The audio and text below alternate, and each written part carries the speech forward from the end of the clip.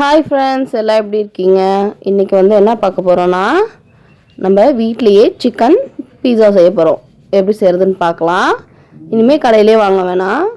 எவ்வளோ சீஸியாக இருக்குது பாருங்கள். அதுக்கு தேவையான பொருட்கள் 2 கப் மைதா மாவு எடுத்துக்கோங்க. அதுலேயே நமக்கு தேவையான அளவு உப்பு, நான் 1 டீஸ்பூன் உப்பு எடுத்திருக்கேன்.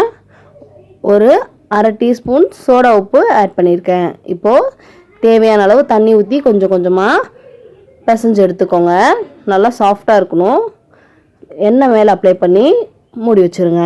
இப்போ இன்னொரு பேனில் கொஞ்சமாக தண்ணி ஊற்றி ஒரு வெங்காயத்தை கட் பண்ணி போட்டுக்கோங்க. அதே மாதிரி தக்காளி நான் எடுத்திருக்கேன். நான் இந்த மாதிரி குறுக்க வெட்டுற மாதிரி நீங்களும் வெட்டிக்கோங்க. முன்னாடி இருக்க பகுதியை ரிமூவ் பண்ணி எடுத்துக்கோங்க.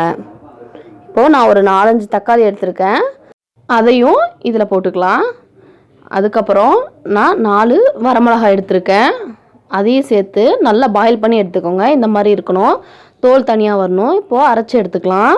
ஆற வச்சு தேவையான காய்கறிகளை நான் கட் பண்ணி வச்சுருக்கேன். கேப்சிகமும் வெங்காயமும் பூண்டும்.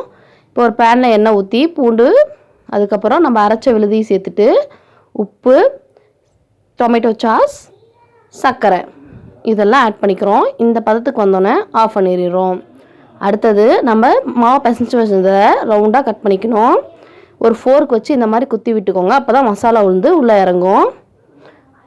இதுலேயே நம்ம செஞ்சு வச்ச பீட்சா சாஸையும் அதில் ஆட் பண்ணிவிட்டு தேவையான வெஜிடபிள்ஸும் சீஸும் அதே மாதிரி சிக்கனையும் ஆட் பண்ணிக்கிறோம். உங்களுக்கு எவ்வளோ தேவையோ, உங்களுக்கு என்ன விருப்பமோ அதெல்லாம் ஆட் பண்ணிக்கலாம். இப்போ சிம்லேயே வச்சு நான் பேனில் தான் செஞ்சேன்.